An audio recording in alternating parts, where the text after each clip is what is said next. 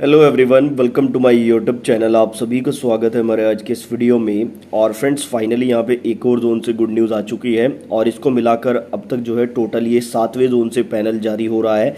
तो देखो, आप लोग देख रहे हो कि बहुत तेज़ी से यहाँ पे ग्रुप डी के पैनल का काम चल रहा है और बहुत जल्दी ये प्रोसेस कंप्लीट भी होगा। ठीक है, तो जितना जल्दी ये प्रोसेस कंप्लीट होगा नई वैकेंसी का रास्ता भी खुलेगा। तो चलिए देख लेते हैं कि कौन से जोन से अब ये खबर आई है। उससे पहले आप लोगों से छोटा सा रिक्वेस्ट रहेगा, चैनल पर नए हो तो चैनल को सब्सक्राइब जरूर कर लेना, ताकि रेलवे और ग्रुप डी से जुड़ी पल पल की अपडेट आपको हमेशा मिलती रहे।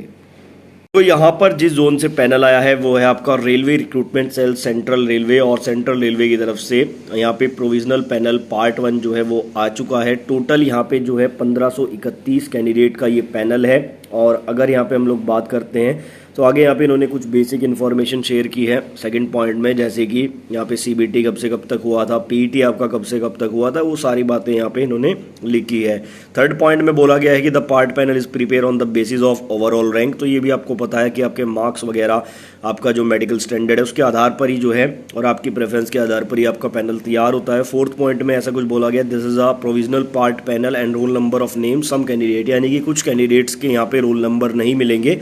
क्यों नहीं मिलेंगे? या तो वो मेडिकल में पेंडिंग है या फिर वो डीवी के किसी डॉक्यूमेंट के कारण पेंडिंग है, इसलिए उनके यहाँ पे डॉक्यूमेंट मतलब उनका जो रोल नंबर है वो यहाँ पे नहीं मिलेगा। फिफ्थ में बोला गया है अलॉटमेंट ऑफ पोस्ट।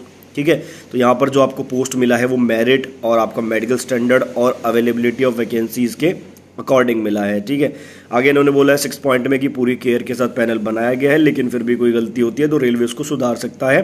और ऐसे यहाँ पे बेसिक डिटेल इन्होंने दी है। 18 तारीख को पैनल बना है और ये जो है 20 तारीख को रात को जो है आया था वेबसाइट पे। अब देखो यहाँ पर ये जो पैनल है ये सीसीए कैंडिडेट्स का है। टोटल यहाँ पे सीसीए कैंडिडेट इन्होंने लिखा हुआ है, यहाँ पे सीरियल नंबर है, रोल नंबर है और बस यहाँ पे इन्होंने पोस्ट अलॉटमेंट वगैरह नहीं दिया है, सिर्फ रोल नंबर इन्होंने यहाँ पे जारी कर दिया है। देखो, भुवनेश्वर का जो पैनल आया था वो सबसे बढ़िया पैनल था, वहाँ पे पूरी लिस्ट अच्छे से जारी की गई है। उसमें आपका रोल नंबर, आपका जो मार्क्स है वो भी दिए गए हैं, पोस्ट क्या मिली है वो भी दी गई है, आपका नाम लिखा हुआ है। ठीक है ना, तो सारी चीज़ें उन्होंने दी है। तो इस तरह से अगर पैनल आ जाता है तो बहुत सारी चीज़ें यहाँ पे क्लियर हो जाती है। लेकिन चलो, यहाँ पे रोल नंबर आए हैं वही काफ़ी है।